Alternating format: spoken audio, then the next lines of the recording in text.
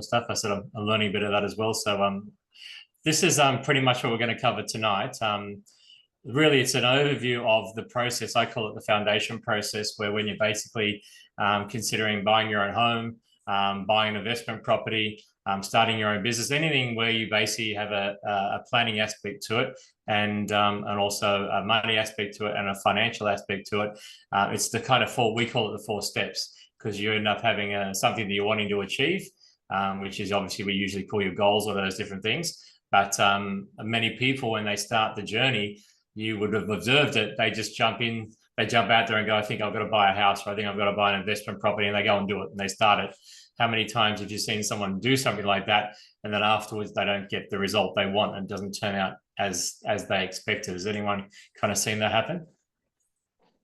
So really what I'm taking you through is a process where I'm kind of almost overlaying business principles onto a life plan for you to be able to set up your position to achieve your future goals in a safer, sooner position, and do it from a very conscious decision-making decision, not a reactive one.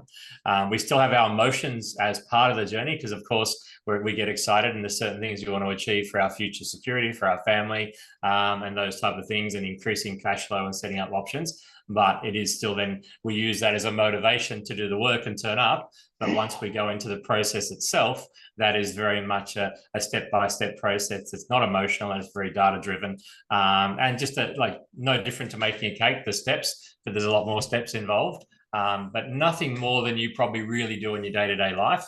We're just doing it in a much more planned manner. But I'm going to take you quickly through that today. So pretty much if any of those things are what you're looking at or considering, it's a really good process to learn. And then once you get to the end of this 4 steps, you kind of then set up to go, right, I want to buy my house, I want to buy an investment in Brisbane, or your business. And then you can work out the strategy, and then there's lots of different pathways you can go down, which kind of is the next phase beyond that once you get the foundation set up. Now, to give you a bit of context, I didn't know anything about property. That little picture in the background there is actually the 2-bedroom housing commission house I was brought up in.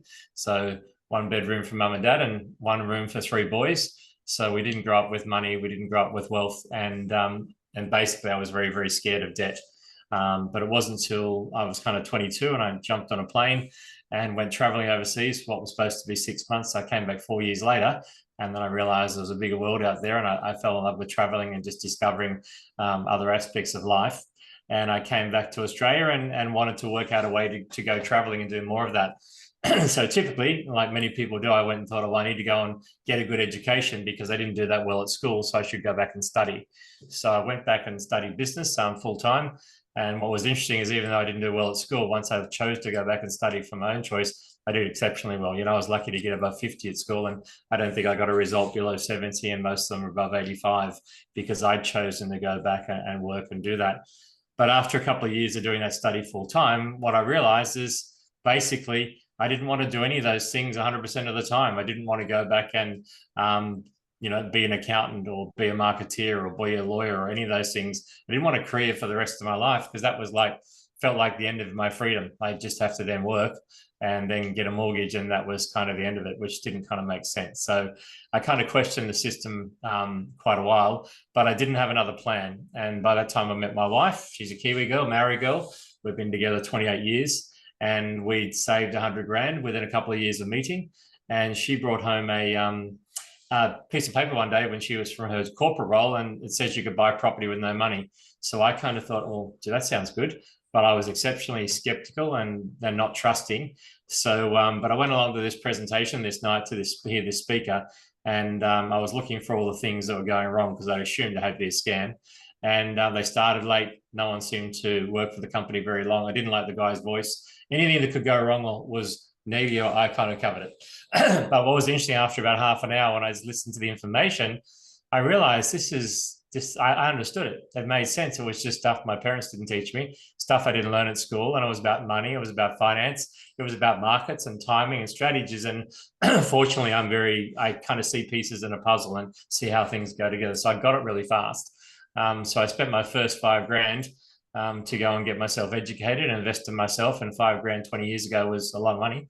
And I got enough information to be dangerous. And we didn't go off on our trip And in the end, we bought our first property with no money, our second property with no money, and we ended up building over the next few years quite a few assets in our portfolio. But for us, it was never about keeping up with the Joneses. For us, it was always growing assets to create the life that we wanted. And that life we wanted was supporting our family, setting up a better future, and ideally getting debt free so we would get our time back earlier in our life and not just work for the next 70 years paying off a mortgage. So the rest is history. We were able to achieve that and give ourselves some options today. So I'm going to literally take you around the process. And what's kind of cool about the process is it's more like planning a holiday, but the holiday is for your life. And if you set it up the right way, you get options a lot earlier. If you don't set it up the right way, the options don't come along. And for other people here who've got a whānau like Addie, passing on to the next generation these skills, you don't have to turn around and say to them, just trust me and do it. You'll have the skills to do it yourself. And there's something you can pass on to your kids and your family and those people you love as well. So that's a bit of context, and we'll jump into it. So just in the box there, or just tell me which is the reason, what's the number one goal that you've got? Is it to increase your cash flow?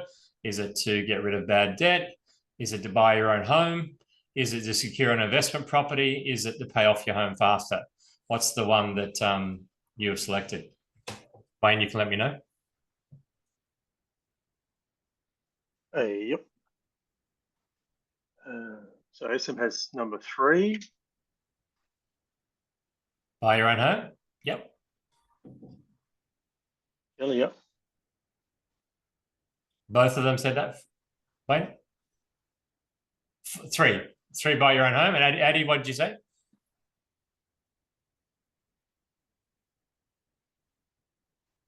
Now I'm getting the 4, 80.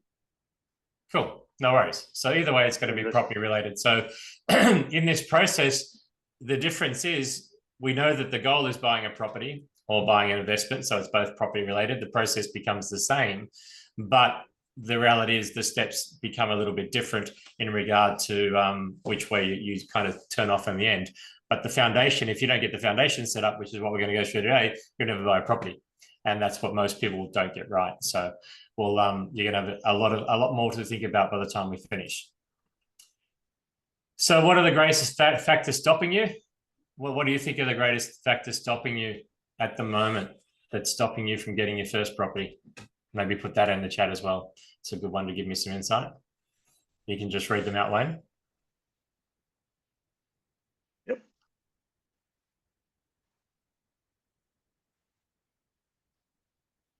Everyone's been a bit quiet.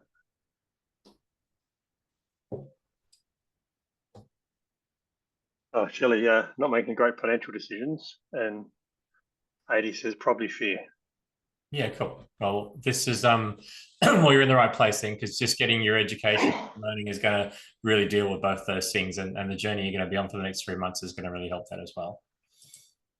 So things we can't control. Has anyone heard of a book called The 7 Habits of Highly Successful People?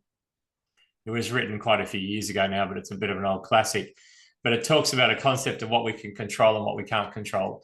So things we can't control that are going on at the moment: rising cost of living, decreased buying power, your money's worth less because of inflation, increased housing prices, lack of supply at the moment we're experiencing, rising rents.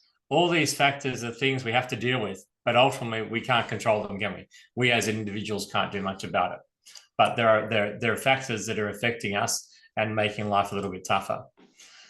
This is also a factor that's not really positive either. And they talk about wage growth, but the reality is, because of inflation, wage growth hasn't actually gone up since 2009. So even if we work harder and make more money, we don't have more money in our pocket, which is also making it difficult. And so economic factors always go in cycles and they always change, but we can't ignore them because they're real.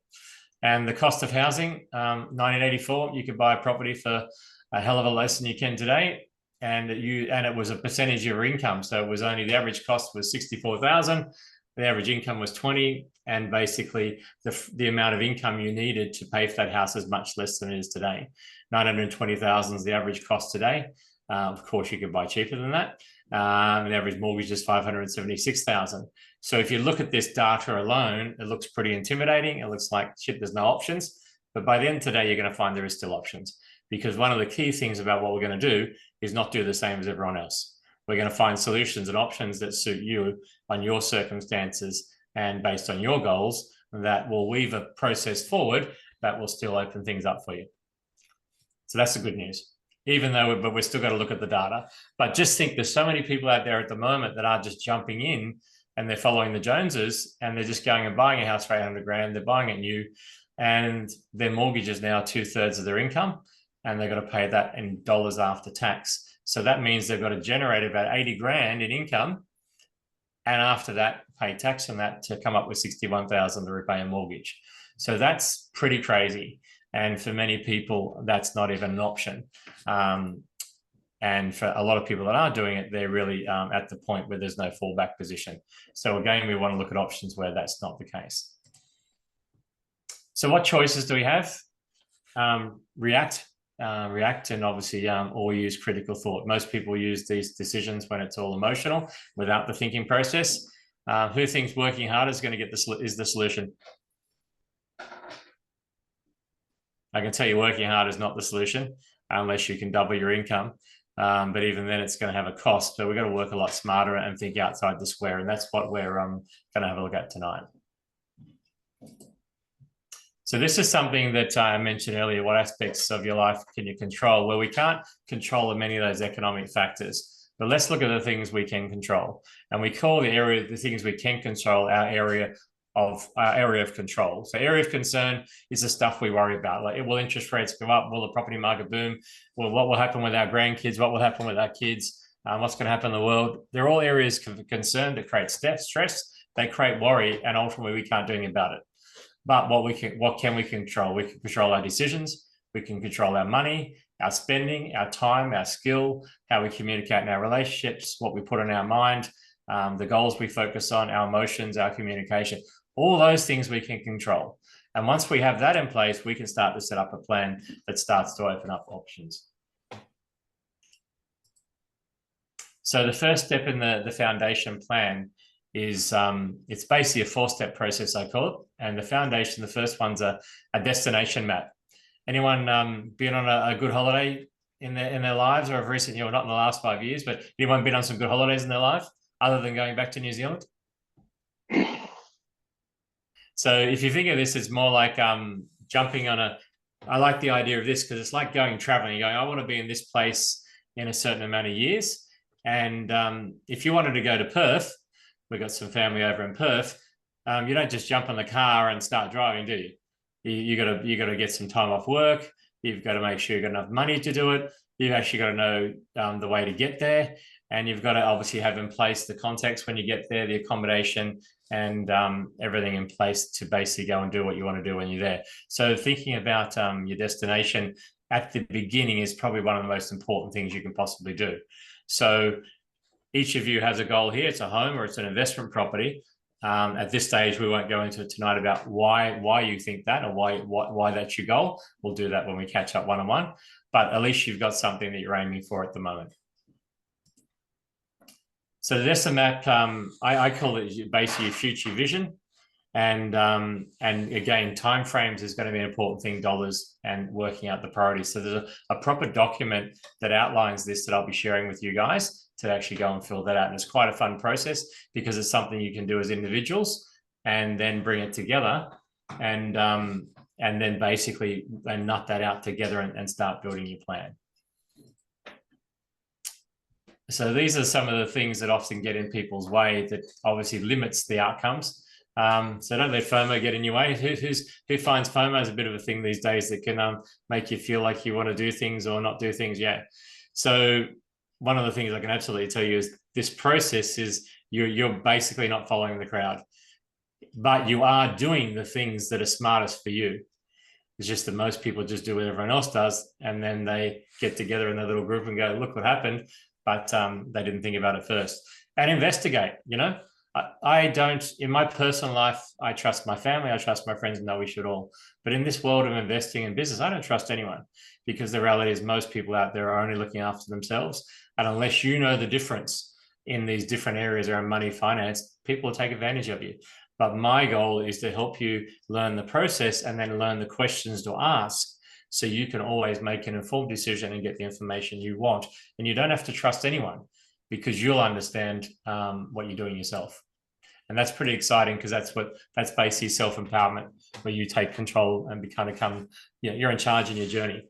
So in other words, do the opposite to the crowd and don't think it's not possible. Ask how can we do this to make it possible? And that's the journey you guys are going to go through, to sit down and go, right, what do we have to do to create this outcome? Because even though you want an investment or a house, we don't know how big the house is, what the price will be, where it will be, how many rooms it has. We've got to work all that stuff out.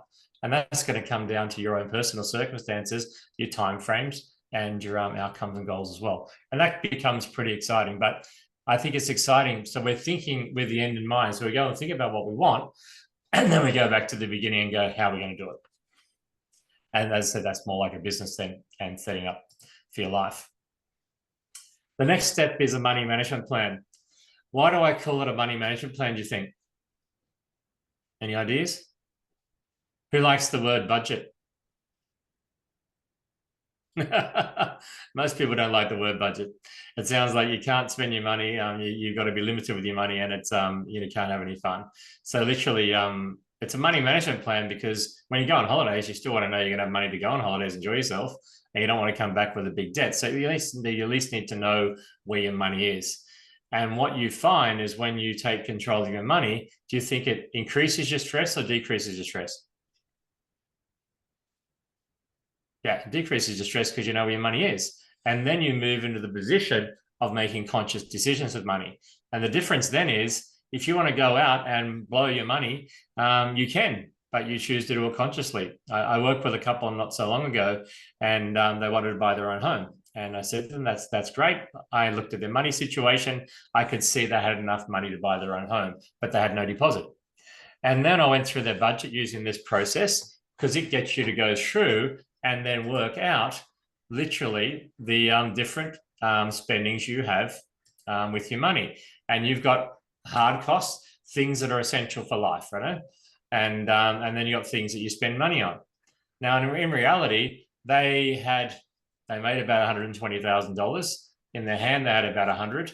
Their costs for actual living that they needed were about $40,000. So $60,000 they spent on things they didn't need. But is $60,000 enough for a deposit for a property? If you know what you're doing, it is. But the reality is they were spending that on, guess what? Takeaway food and afterpay. So they had enough money to buy a house. They just had habits that took all their money using it on things they didn't need. So I don't do this to scare you. The reality is there's still things that I love to spend money on. I go and have a coffee. I have a coffee every day. My coffees add up to about $5,000 a year. If I didn't drink coffee, I'd have $5,000 in the bank. So there's certain things that are not necessary that I'm not prepared to give up. And there's other things I'm prepared to give up for a short time if it can help me get what I want. So if I want to go on a holiday and I know the holiday is going to cost me $10,000, I'll do whatever I can to save my money to go on that holiday. But after the holiday, I'll probably go back and do some of those things again. So some of it comes down to timing. So it doesn't have to be like your life's miserable where you can't do anything. But you've got to understand where your money is, how you're going to use it, what's essential and what's non-essential. And if you think a lot of the countries where they don't have a lot, they only have money for the real things that are important. Putting a roof over their head, security, power, transport, communication, food, and water. So if you worked out your own budget and sat down and said, well, how much does that actually cost? What happens to the rest? Then you know your money position, and then you can plan. And then from that point, you start to open up what possibilities you could have. So that's one of the steps we'll be going through together, and one of the exercises you guys will be doing. So finance, who doesn't like the idea of debt or has a fairly bad experience with debt? Does anyone have a good experience with debt? So debt's something I was very scared of growing up. My parents had a mortgage. It was 18%. I don't know how they paid it. They had credit cards that they were using to prop us up because Dad couldn't work due to a car accident, and we only had 3 kids and 1 income. So I was very, very scared of debt. And it wasn't until I did that learning and education years down the debt that I learned the difference between good and bad debt and how I could use debt to give myself options. So one of the 2 key things you're going to really learn about is I can educate on finance because I spend a lot of time in finance, but I don't do loans. But I've got brokers to do that. But my part is to educate you around finance. So when you go into a bank or deal with a broker, you know what you're doing. And two of the key concepts you're going to be learning to understand. One is about buying power, which is basically the money you need for a deposit and cost for a property based on the bank's criteria. They've got something called an LVR. You might have heard of that. You might have to put in a 20% deposit or 10% deposit or 5% deposit. There's choices there. So knowing which choice you make and then how much money you need. It's one of the most powerful concepts, which means you could buy a property with as little as $30,000 or maybe less if you understand buying power. So that's something I'm going to be going through with you in detail and you'll understand. Borrowing power is another concept. Borrowing power is how the banks assess you based on your income. So your income, they put your data, your income and your expenses, how much you spend into a calculator. That's called a serviceability calculator, and that prints out how much they can borrow. Has anyone been to a bank to get a serviceability assessment done to find how much you can borrow? No, not you guys. Eddie, you have? So anyway, we can get a broker to do that. But the buying a property, you need the combination. You need to understand your buying power, which is your cash or your equity, or your serviceability, your borrowing power. So they're two key things we're going to spend a lot of time on, because if you don't get that right, you can't even buy a property. But if you understand it, there's a lot of creativity you can do there, totally legally, to get properties. Because when you think about it, we see in the Gold Coast all these properties go up, these high-rise apartments. How much money do you think the developers put in out of their own pockets? They put no money in out of their own pockets, but they can build high-rise apartments worth multi-million dollars. So there's a process to do that. There's not illegal. That's just around understanding finance that I'm going to help you understand, and they help you then be able to use it with property as well. And that's going to mean you won't have to put in your 20% deposit, and there'll be options for you to get an asset to move forward with. So that's pretty exciting. Once you understand, I was more excited about when I understood finance, because finance told me there was a possibility. We're just wanting a house. I looked at my job back then and goes, oh, I don't want to spend my money. I'm never going to afford a house. Once I understood finance, I worked out there was a way I could do it, even if I didn't have a lot of money. So that's a really interesting phase we're going to be going through. We'll still need to use banks and brokers to do certain investigations and calculations, but the process and what they do is something you're going to learn about, and it'll turn debt into a really positive thing in your life, because you can then use it in a way to support you, not use it as a trap. So once you have a clear goal of what you want, once you understand your money and what you can build, then from that point you can get the situation where you have finance options, which that then leads you to a strategy. And the strategy could be a home, could be an investment property, could be a business, could be just getting married and having a holiday up for other people, you know? So we then work out what the options are, and then we kind of look at your profile. So it's fair to say all of us on this call, we're different backgrounds, we're different age groups, different lots of experiences, different lots of comfort levels, and probably different lots of risk. So we'll all have a slightly different profile. So when that comes down to that, from that profile, there's certain things that we're prepared to do or not prepared to do, or things we don't know how to do, or we do know how to do. So once you got your profile, then that then leads you to your strategy as well. So that means that a good example is someone will go out and buy a new house because they want tax deductions. They don't want to have any part of the process. They want someone else to do it for them, but they make a high income.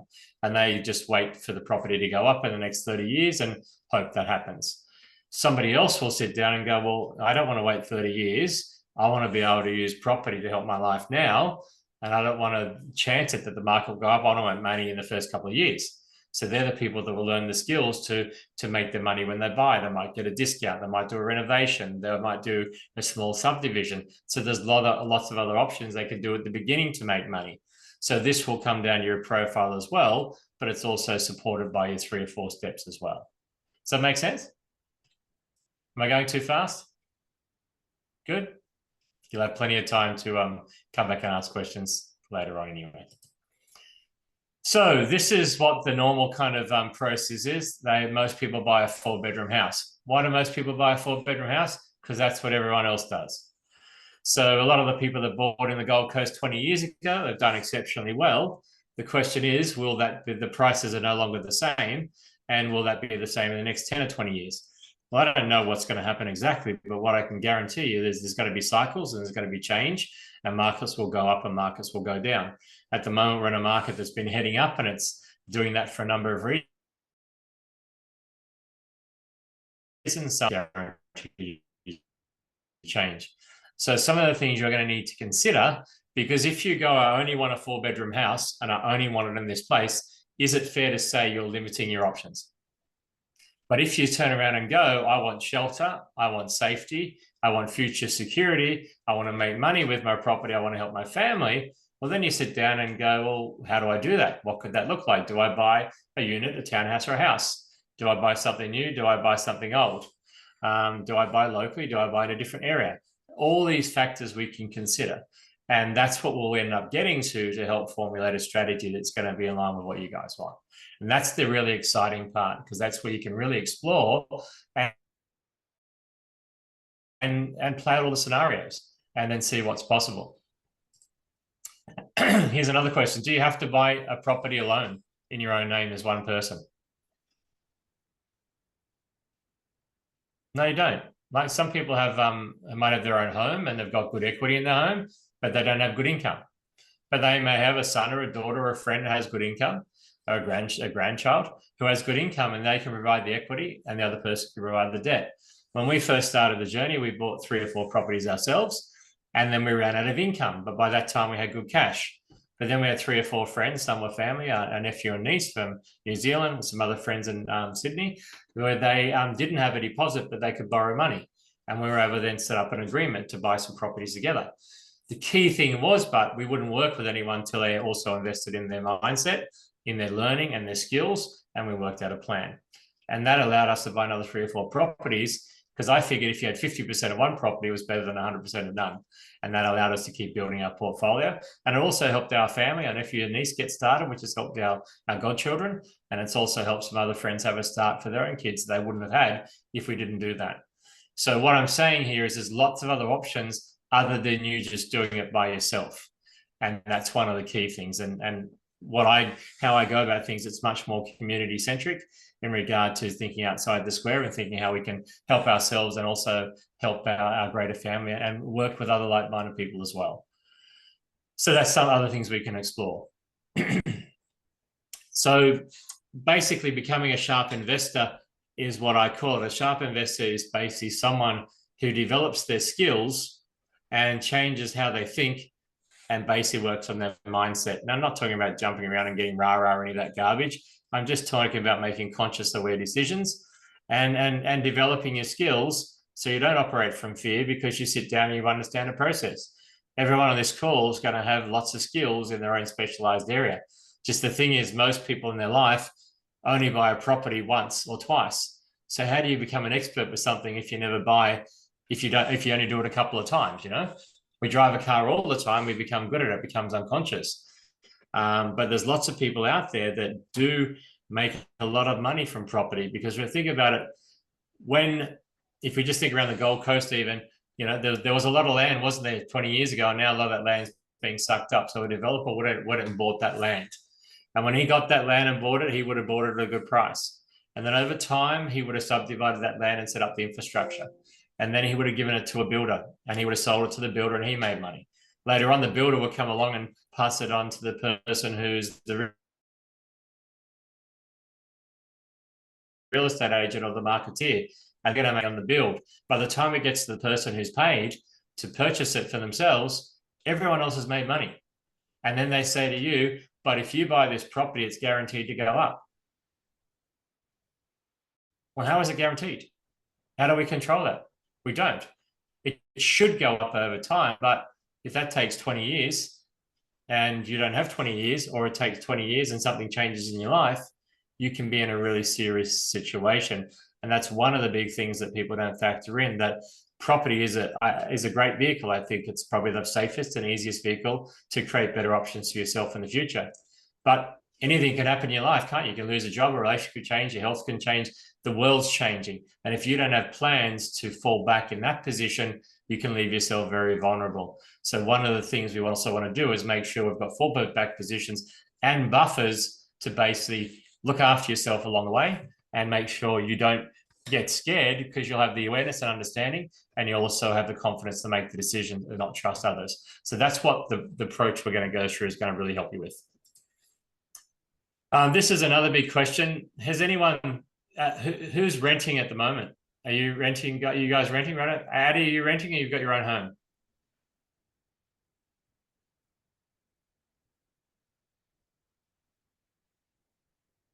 Not sure. Regardless of the option, when we started this journey, we personally chose the rent. And why do you think we might choose the rent? Because the reality is we could live in a really good area and we could rent for a lot cheaper than what the mortgage was. And as a result of being able to do that, we could basically, we were living on Mount Tamborine when we first moved up to Queensland, and the property on a good day would have been worth $1 million. We rented that property for $500.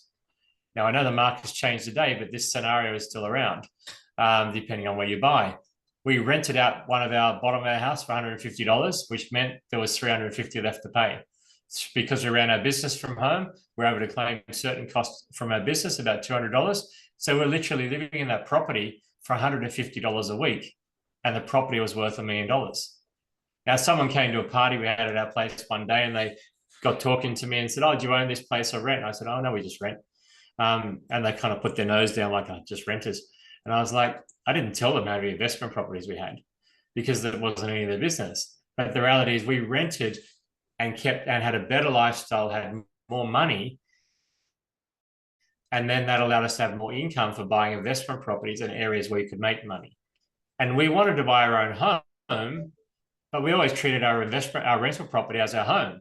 And later on, we were able to sell investment properties and save money and buy our own home and have no debt.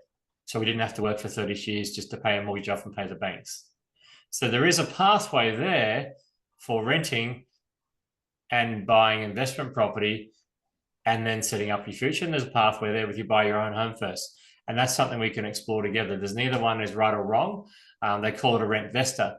But the reality is, if you just buy a home at a really high debt, I think it's one of the toughest things, because now you just got a big mortgage. And if something changes in your life, the debt doesn't go away, even if the property value changes. So on the journey we're going to go on is then sitting down and exploring those options and going, what are the possibilities today that makes to you to get what you want? And is this one of the options? But it's something to think about, because it is a real factor. At the moment, once you understand finance, here's a good example. We can go out there, if you wanted to buy your own home, and this is just an example, you can still buy a 2-bedroom unit in Brisbane for $400,000. That's the market today. If we went out and bought that as a first homeowner and we got the appropriate grants, we could get into that property for as little as $20,000. Does that whole $20,000 even have to come out of your pocket? It's another question. Maybe, maybe not. So you can get into the market for still a fairly low price if you know what you're doing. You may go in there and buy it as your own home. You may go in there and buy it as your own home, get some of the grants, and then later turn it into investment property. You may choose not to do this and get an investment property. There's multiple pathways. You can still buy a house in Brisbane for $600,000. Now, the average price has gone up, but there's still pockets where you can buy reasonably in the Gold Coast as well. And if not in this area, other areas too. So even a $600,000 property, if you did it the right way, you might need as little as $30,000. And you could even have someone else to put up equity and be a guarantor for the deposit. So there's, again, so many different options and pathways that means you don't have to do it all yourself. If you can do it all yourself, great. But if you kind of open up and think outside the square, other things be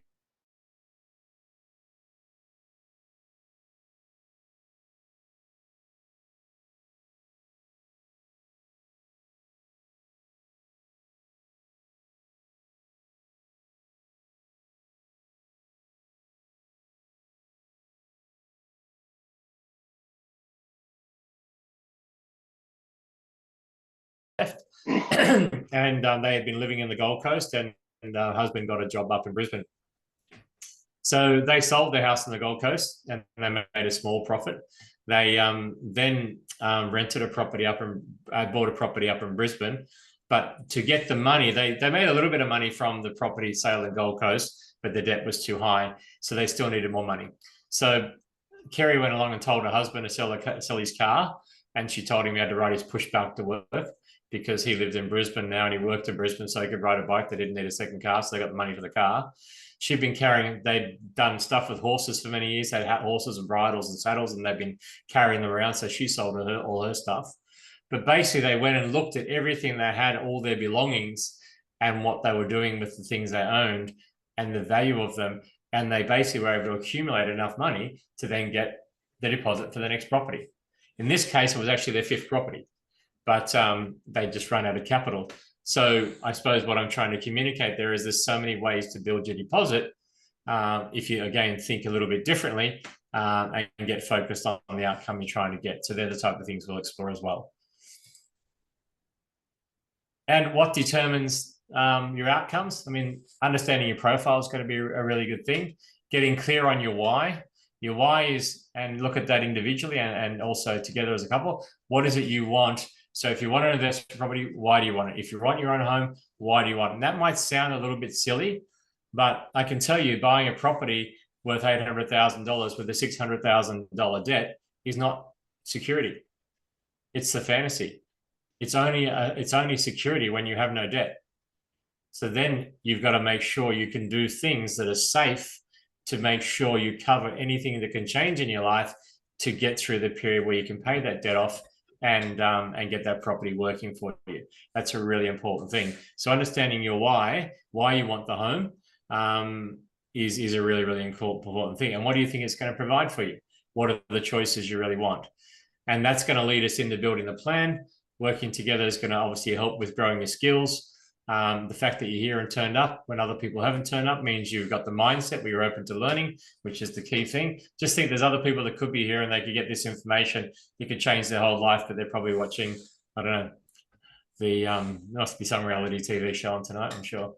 And asking for help, just being game to know that, you can ask for help. And thank God you guys have got some references of people and family and trust that have already been doing it. So bottom line, anything is possible. You start to open up real options for your life that you wouldn't have seen are possible. And it's not a get rich quick plan. There's no magic bullet. It still takes effort, but we just think differently. So this is the process I had down that I normally go through just to have a catch up. I'll be meeting you guys already to have a bit of a chat. And that's just like basically a discovery call. And I go through people's situation to find out what they've got to work with. And that'll be our next port of call. So I'll be emailing you out some documents to go through, which is basically your key goals and also some of your finance snapshot. And then we can have our first chat to sit down and look at what your options could be. And that'll be the first port of call. In the meantime, there's a couple of great things you could go on and do beforehand to start building your knowledge. And they're on my website, the Xylem Zone.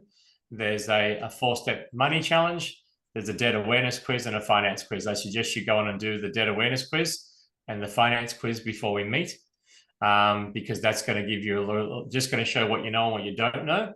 Don't worry about the 4-step money challenge at this stage. I'll be going through that with you guys one-on-one. And that's really going to open things up for you and have that option to become masters of money, and any disagreements around money might actually disappear and you might end up having more money than you can think to do with. So I've actually gone through that pretty fast, guys. And how do you feel after that? Is it emotional overload? Is it starting to open up your mind? Good. How are you feeling, Addie? Thumbs up, thumbs down. I'm not sure if she can hear me. Anyway, that's a bit of a wrap. It's really a bit of an overview, but it's just to give you a bit of an idea of the big picture of what we can do.